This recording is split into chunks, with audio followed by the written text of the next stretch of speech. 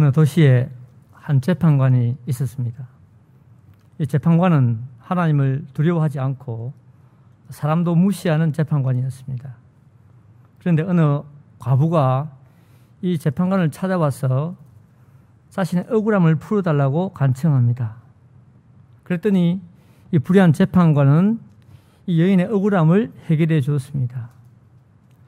이 재판관은 과부의 억울함을 풀지 않으면 자신이 괴로움을 당한다고 생각하고 과부의 원한을 풀어준 것입니다. 이 비유는 우리가 기도하되 낙심하지 말고 끝까지 기도하라는 목적에서 주신 것입니다. 기도하되 끈질기게 그리고 응답받을 때까지 기도하라는 것입니다. 하나님은 본문을 통해 불의한 재판관도 과부의 손을 들어주는데 하물며 밤낮 부르짖는 성도들의 원한을 풀지 않겠느냐고 우리에게 말씀하고 계십니다. 저는 본문의 비유를 통해 우리 기도가 응답받으려면 어떠한 자세로 기도해야 하는지를 함께 살펴보기 원합니다. 먼저 불의한 재판관입니다. 이 비유에서 재판관은 어느 도시에 살고 있습니다. 예수님 비유의 대부분은 농촌이었는데 이 비유의 배경은 도시입니다. 예수 당시의 도시들은 어떤 모습이었을까? 좀 궁금합니다, 우리가. 여러분, 도시들은 성벽으로 둘러싸여 있었고 성문이 중심지였고 그 성문에서 중요한 회의가 열리고 세상의 온갖 소식을 들었습니다. 또한 회당이 눈에 띄는 높은 곳에 있었고 예루살렘 같은 큰 도시에는 목욕탕과 극장이 있었다고 합니다. 시장은 성문 가까운 곳에 있었고 도시의 길들은 매우 좁았으며 길 옆에는 주택들이 있었다고 합니다. 그리고 성 밖에는 포도, 올리브, 곡식을 가꾸는 농리들이 있었습니다. 예수 당시에 가장 큰 도시는 예루살렘이었고 인구는 5만에서 7만 정도였다고 합니다. 예수님은 주로 가버나움, 벳세다, 고라신 이 세 도시에서 가장 많이 활동하셨습니다. 대부분의 기적이 이 지역에서 행해졌습니다. 오늘 등장하는 이 불의한 재판관도 이 세 도시 중 한 곳에 살았을 것이라고 생각됩니다. 우리 성경에는 왕을 반드시 세워야 한다는 구절이 없습니다. 그런데 재판관은 반드시 어느 성읍에도 있어야 한다고 말하고 있습니다. 신명기 16장 13절에 내 하나님 여호와께서 내게 주시는 각 성에서 너희 지파를 따라 재판장들과 지도자들을 둘 것이고 그들은 공의로 백성을 재판할 것이라고 명령하고 계십니다. 각 성에 지파를 따라 재판장들과 지도자를 세우라고 명령합니다. 이런 이유로 고대 이스라엘 사회에서 문제가 생기면 모든 사람이 성문에 모였습니다. 그래서 판결을 받는데 그 판결하는 자가 주로 장로였습니다. 한마디로 장로가 재판장이었습니다. 여러분, 이런 전통이 예수님 당시에는 산헤드린이라는 기관이 물려받았습니다. 이 산헤드린 공의회는 사두개파가로 주로 구성되었고 의장을 포함해서 71명이 여기에 재판을 합니다. 이들은 국가의 중요한 문제를 다룰 뿐 아니라 개인적인 일까지 처리했습니다. 이들은 매일 모여 중요한 회의를 하였고 사형을 집행하는 그런 일도 했습니다. 그리고 지방에는 법정, 소위 공회를 두었습니다. 지방 법정의 경우 주민이 120명 이상 거주할 경우에는 23명의 재판관을 두었고 그보다 작은 120명 이하의 주민이 사는 업에서는 3명의 재판관을 두었다고 합니다. 사도 바울도 이 지방 법정에서 5번의 퇴장을 맞았습니다. 다시 정리하면 2개의 사법기관이 있었는데 산헤드린은 요즘 말로 하면은 헌법재판소 같은 것이고 성읍에 있는 법정은 법원과 같은 곳입니다. 여러분, 그러면 어떤 사람이 재판관이 될 수 있었을까?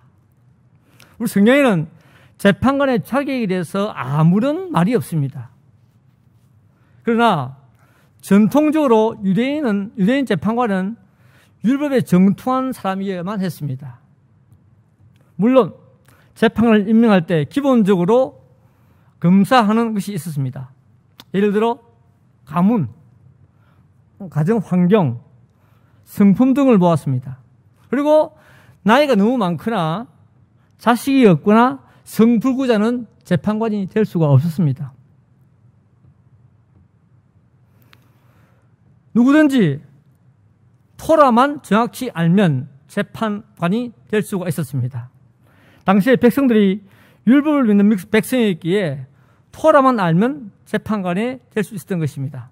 그래서 재판관은 토라에 근거해서 재판을 했다고 합니다. 아무리 가난한 사람이라도 그에게 불리한 재판을 해서도 안 되고 그를 두둔해서도 안 됐다고 합니다. 재판관은 가난한 사람의 편을 든다든지 부자의 편을 든다든지 할 수 없었습니다. 반드시 공정한 재판을 해야 했습니다.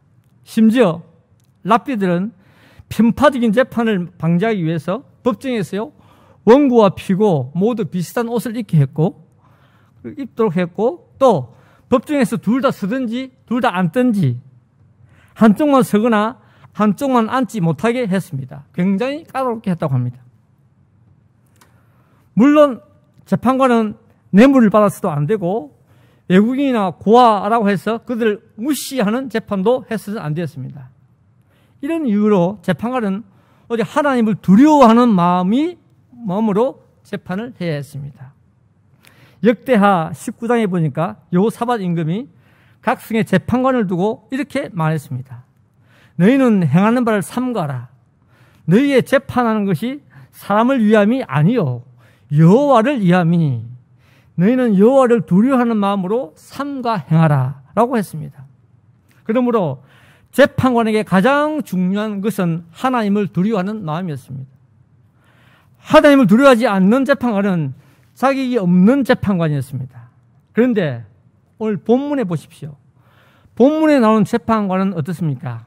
의외입니다. 하나님을 두려워하지 않고 사람도 무시하는 재판관이라고 말씀하고 있습니다. 의롭지 못한 재판관이죠.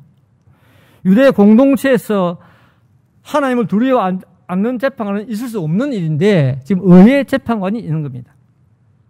그래서 오늘 성경은 이 불의한 재판관을 두고 하는 말 뭐요? 불의하다. 불의한 청지에서 나오는 단어를 똑같이 쓰고 있는데 뭐요? 악한 재판관이다. 이 불의한 단어가 불의한 청지에서 나오는 단어와 똑같은 단어입니다. 그래서 다시 해석을 하면 악한 재판관이다. 불의한 재판관을 뛰어넘어서 악한 재판관이라고 우리에게 소개하고 있습니다. 여러분, 재판관이 악하면은 재판에서 이기는 것은 쉽지 않습니다. 오늘 과부가 만난 상대가 바로 이 악한 재판관이라고 우리에게 말씀하고 있습니다. 여러분, 두 번째 우리는 과부를 보게 됩니다. 이 악한 재판관에게 한 과부가 찾아와서 자신의 억울함을 풀어달라고 간청합니다. 정말 만만치 않는 법관을 만났습니다. 모세율법에는 믿는 공동체 안에서 반드시 돌봐줘야 할 사람이 세 부류가 있는데 과부, 고아, 나그네라고 했습니다. 모세오경 역시 이스라엘 백성들이 이들을 돌봐야 할 것을 강조하고 있습니다. 왜냐? 애굽에서 종살이 하였기에 가난한 자들을 멸시해서는 안 된다는 것입니다. 이들은 자신들 돌볼 남편이나 가족이 없기에 이스라엘 공동체에서 책임을 져야 한다는 것을 우리에게 말씀하고 있습니다. 이들은 누군가의 호의를 받지 않으면 생존하기 어려운 계층이기에 반드시 살펴주라는 것입니다. 이처럼 히브리인들은 개인주의가 아니라 함께하는 공동체였습니다. 하나님께서는 이스라엘 백성들에게 과부나 고아나 나그네를 돌보지 않으면 직접 내가 벌을 내리시겠다고 말씀하셨습니다. 심지어 하나님은요, 시편에 보니까 고아의 아버지요 과부의 재판장이라고 이렇게 말씀하고 있습니다. 고아의 아버지요 과부의 재판장이다. 욥의 친구 대만 사람 엘리바스가 욥에게 찾아와서 이렇게 말했습니다. 너가 지금 고난당하고 있는 것은 너가 가부를 빈손으로 돌려보내고 고아의 팔을 꺾었기에 너가 지금 고난당하고 있다고 질책하였습니다. 여러분, 정말 욥이 고아를 멸시했을까요? 그렇다면 욥은 의인이 아니었을 것입니다. 욥은 31장 18절에 나는 젊었을 때부터 고아 기르기를 아비같이 하였고 내가 어렸을 때부터 가부를 인도하였다고 고백하였습니다. 그리고 나그네가 길거리에서 자지 않도록 행인에게 문을 열어주었고 내가 만약 불쌍한 자들에게 주먹을 휘둘렀다면 내 팔이 어깨에서 빠지고 내 뼈가 부스러졌을 것이라고 이렇게 고백하고 있습니다. 또 말하기를 나는 하나님의 그 심판이 무섭기에 그런 일을 지금도 한 번도 하지 않았다고 이렇게 우리에게 말씀하고 있습니다. 여러분, 욥은 이방인입니다. 율법이 없는 시대에 살았던 사람입니다. 그래서 불구하고 욥은 뭡니까? 고아와 과부를 도왔던 그런 사실을 우리에게 말해주고 있습니다. 바울도 과부와 고아를 돌보라고 권면하고 있습니다. 야고보서 1장 27절에 깨끗하고 흠이 없는 경건은 어려움을 겪고 있는 과부와 고아를 돌보는 것이라고 하였습니다. 그래서 초대교회 7명의 집사들이 무슨 일을 하였습니까? 과부를 돌보는 그런 사역을 맡았습니다. 더 놀라운 사실은 초대교회는 교회 안에 가난한 성도가 없었습니다. 사도행전 4장 34절 35절에 그 중에 가난한 사람이 없으니 이는 밭과 집 있는 자는 팔아서 그 판 것에 값을 가져다가 사도들의 발 앞에 두매 그들이 각 사람들의 필요에 따라 나누어 줬다고 했습니다. 여러분, 자기도 먹고 살기 어려운 상황에서 교회에 어려운 성도들을 위해서 집과 밭과 재산을 팔아가지고 도왔다고 했습니다. 그래서 교회 안에 가난한 성도가 없었다고 우리에게 말씀하고 있습니다. 여러분, 이것이 믿어지십니까? 초대교회 성도들은 이렇게 어려운 성도들을 챙기고 살았습니다. 그런데 오늘 본문에 나오는 이 불의한 재판관, 악한 재판관은 이런 불의한 가부를 돌보지도 않고 멸시하였습니다.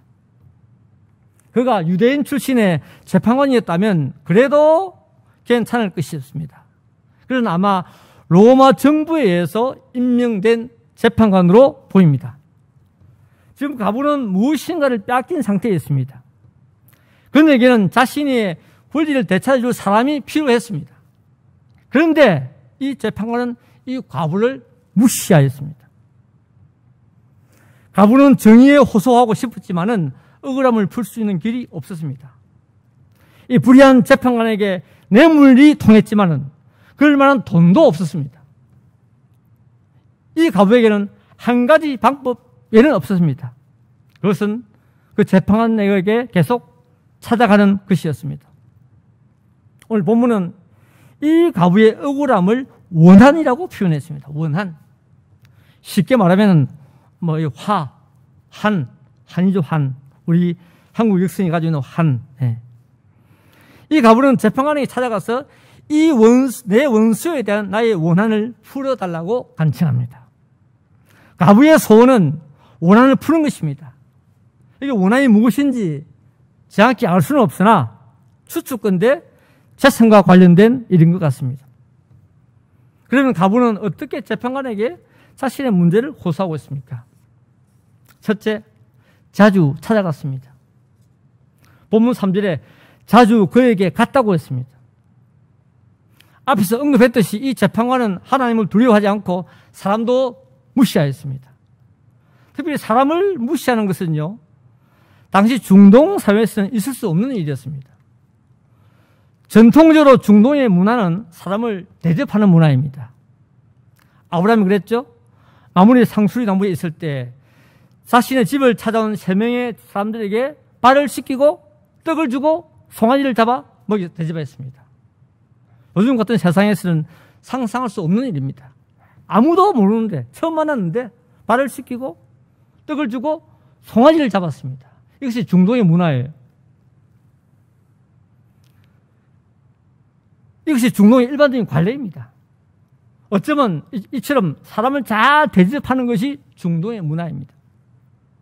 반대로 사람을 무시하면 그것은 그 집안이 망신을 당하는 것입니다.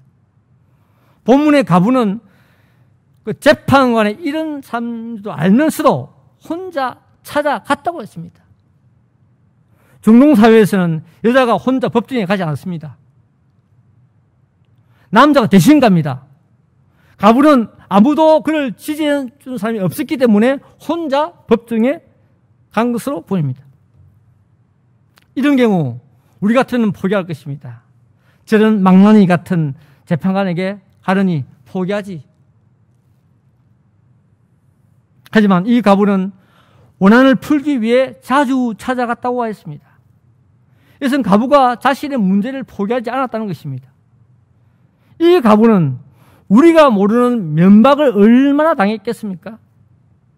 문도 열어주지 않았을 것이고 어떤 경우에는 문 앞에서 내팽개침을 당했을 것이고 온갖 수모를 당했을 것입니다. 그럼에도 포기하지 않고 자주 갔다고 했습니다. 자주 갔다? 문을 열어주든 수모를 당하든 폭행을 당하든 갔다고 했습니다. 가끔 우리는 청와대 앞에서 1인 시위를 하는 사람들을 봅니다. 회사에서 해고된 노조원이 크레인에 올라가 몇 달째 단식 농성을 벌이는 장면도 가끔씩 봅니다. 오늘 모두 다 자신들의 억울함을 풀어달라는 거죠. 아마 이 가부도 지금 이와 유사한 행동을 하고 있는지도 모릅니다. 여러분, 예수님이 우리에게 가르친 첫 번째 기도가 이것입니다. 자주 찾아가라 겁니다. 쉽게 말하면 매일매일 기도하라는 겁니다. 사무엘 선지자는 우리가 매일 기도하지 않는 것을 죄라고 딱 단정을 지었습니다. 갈라디아서 5장 17절에 쉬지 말고 기도하라. 마태복음 6장 5절에 보니까 기도는 우리의 상급이라고 했어요. 상급. 기도하면 상급을 받는다고 했습니다. 우리 성경에 쉬지 말고 계속하는 것이 세 가지가 있는데요. 그게 뭔지 아세요? 형제 사랑입니다. 히브리서 13장 1절 2절에 형제 사랑. 두 번째 손님 접대. 세 번째가 기도입니다. 쉬지 말고 기도하는 거예요. 쉬지 말고 해야 하는 행동. 세 가지. 손님 접대, 형제 사랑, 기도.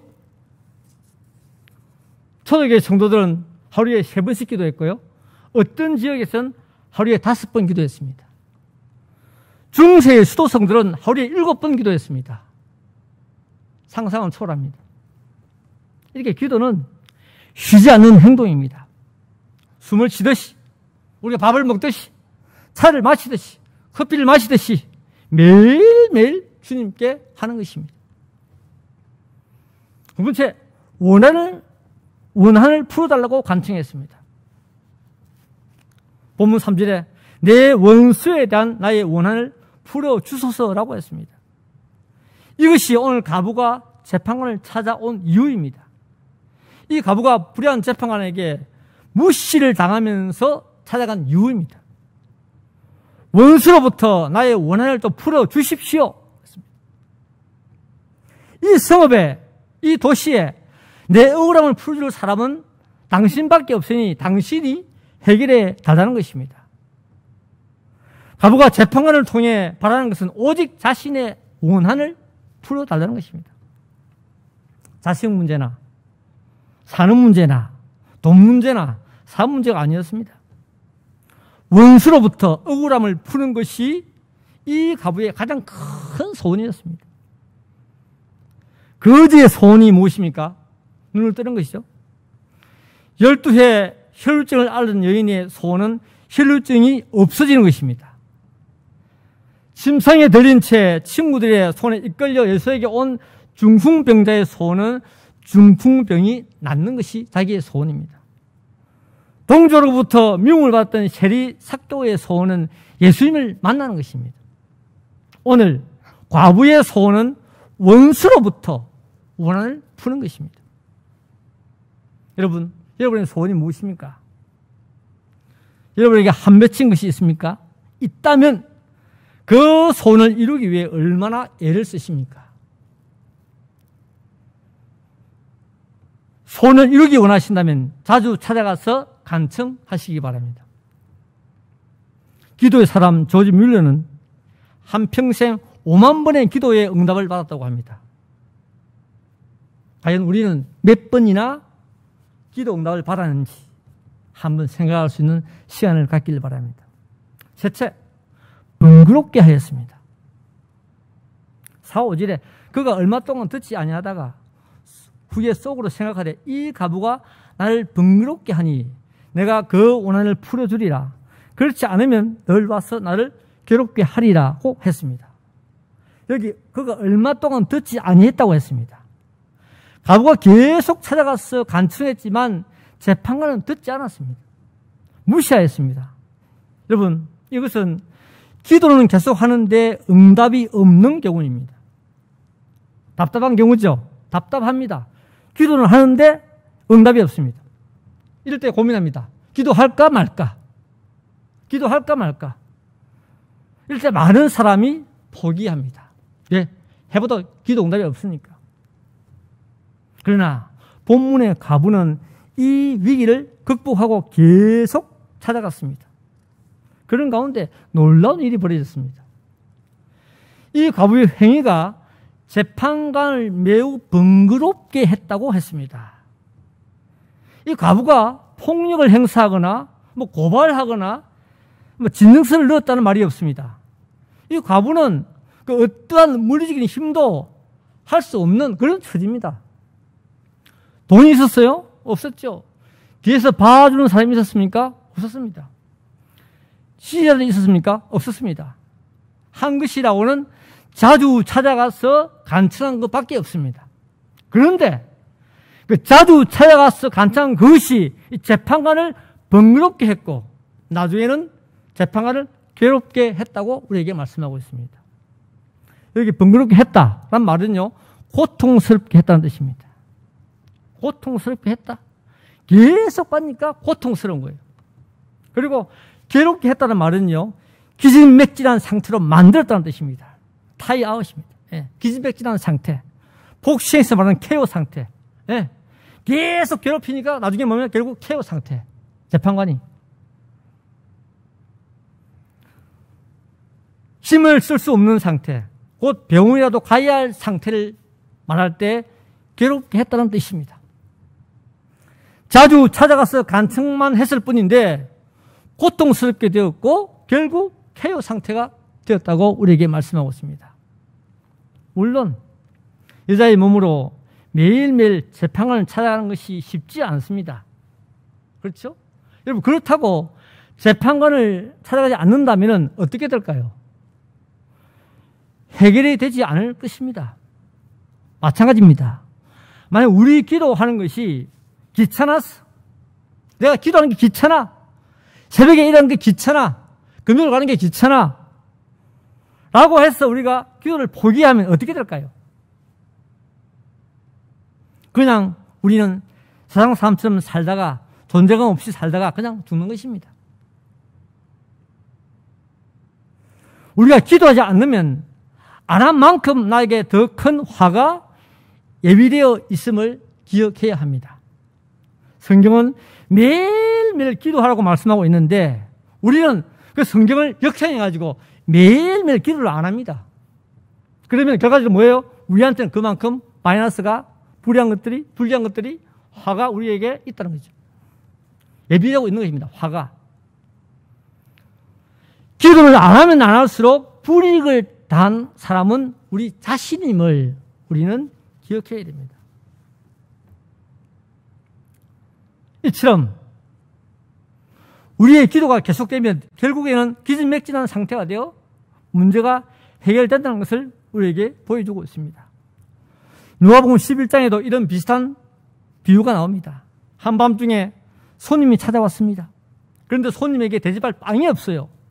그래서 이웃에 있는 친구 집에 가서 빵을 달라고 요청을 합니다. 그래서 그 친구는 야, 지금 잠자고 있어. 잠자고 있는데 무슨 빵이야? 라고 문을 열어주지 않습니다. 그러자 이 사람은 계속해서 그 친구에게 빵을 달라고 문을 두드립니다. 여러분, 조용한 밤입니다. 그 밤에 계속 두드리니까 어떻게 해요? 온 동네 시끄럽죠. 그래서 결국은 이 친구가 그 간청을 이기지 못하고 빵을 구워줍니다. 이 비유를 마치시고 예수님은 이렇게 말씀했습니다. 비록 벗됨을 인하여서는 주지 아니할지라도 그 간청함을 인하여 그 요대로 주리라고 했습니다. 무슨 말입니까? 친구 우정으로는 줄 수 없지만 너의 그 생때, 너의 무례함, 너의 그 귀찮게 졸라댐, 너의 그 시끄러운 소리, 그것 때문에 내가 주었다는 것입니다. 오늘 가부와 똑같은 경우입니다.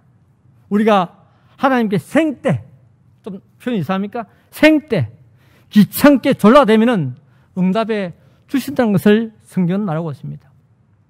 성도 여러분, 우리는 참 매일매일 기도를 합니다. 매일매일 기도합니다.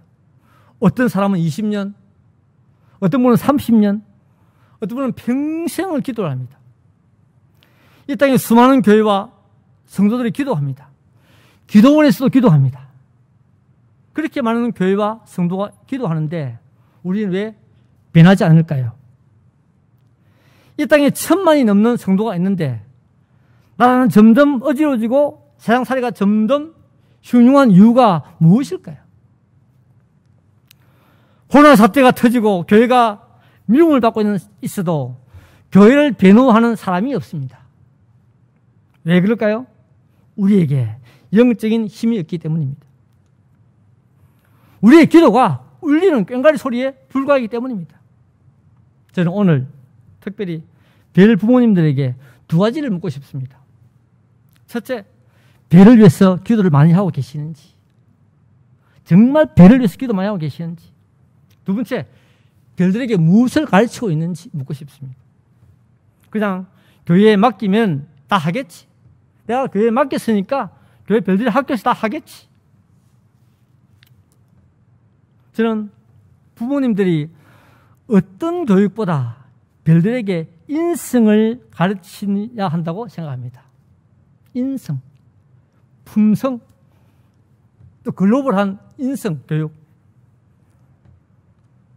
교리보다 먼저는 품성과 관련된 교육이 중요합니다. 아니, 매우 중요합니다. 정말 그렇습니다. 칼빈은 제네바에서 목사를 세울 때 두 가지를 심사했습니다. 두 가지. 첫째, 성경 교리를 보았습니다. 이 목사가 성경을 잘 알고 있느냐, 교리를 제대로 알고 있느냐, 그걸 봤습니다. 두 번째 뭘 봤습니까? 인품, 교양 등 자질을 보았습니다. 과연 이 사람이 목사로서 인품이나 교양이 제대로 갖추어져 있는가를 보았습니다. 저는 개인적으로 별들에게 어려운 과목이나 교리는 좋지 않다고 생각됩니다. 그 교리는요, 신학교 오면 배웁니다. 신물학에 배웁니다. 저는 목회자의 인성이 얼마나 중요한지를 자주 체험하고 있습니다. 문제를 일으키는 목회자를 보십시오. 교리가 문제입니까? 교리 문제 없어요. 다 인성과 관련된 문제입니다. 도덕성 문제, 윤리 문제. 여러분, 목사뿐이겠습니까? 정치, 경제, 사회 모든 분야를 보십시오. 정상적인 사람을 보기 힘듭니다. TV에서 뭐 이렇게 정치인들 말하는 거 보십시오. 과연 정신이 있는 소리인지 없는 소리인지 모르겠어요. 저는 이제는 똑똑한 사람이 아니라 보통 사람을 보기 힘든 시대에 살고 있다고 생각됩니다. 그래서 별 부모님들은 별을 위해서 정말 기도를 많이 하셔야 됩니다. 별 되기를 지원했다면 별이 되도록 해야 되지 않겠습니까? 어거스틴의 어머니 모니카가 얼마나 자식을 위해 헌신하시는지 아십니까? 어거스틴은 기독교 집안에 태어났습니다. 그런데 17살에 동거해서 아들을 낳습니다. 그 이후에 만유교에서 8년, 만유교가 이단이죠. 만유교 8년, 점성술, 각종 철학, 그리고 성경을 봤습니다. 성경을 봤는데 성경이 재미가 없어요. 성경의 문체가 너무 조잡하고 저속하다 해서 하다가 한 이후로 성경을 내팽개 쳐버립니다. 안 읽습니다. 그런 방탄 아들이 암브로스 감독의 설교를 듣고 예수를 믿기 시작하자. 이 어머니는 북아프리카, 지금 알제리죠. 알제리에서 집을 정리하고 이태리 밀라노에 와서 아들과 함께 암브로스 감독의 교회에 출석하게 됩니다. 그래서 엄청 기도하고 헌신하게 되죠. 그 어머니의 눈물의 기도로 어거스틴은 초대 교회의 가장 탁월한 신학자가 되었습니다. 요한 크리소스톰의 어머니 아십니까? 안두사. 그녀는 남편이 죽었습니다. 그래서 사람들이 빨리 재혼하라고 했습니다. 하지만 재혼을 포기하고 아들 토음을 위해서, 크리소스톰을 위해서 성경과 고전 공부를 시킵니다. 그 결과 그는 초대교회에서 가장 설교를 잘하는 사람, 즉 황금의 입이라고 하는 칭호를 얻게 되었습니다. 여러분, 어머니의 기도, 어머니의 눈물의 기도로 한 사람은 신학의 거성이 되었고 한 사람은 강단의 거성이 되었습니다.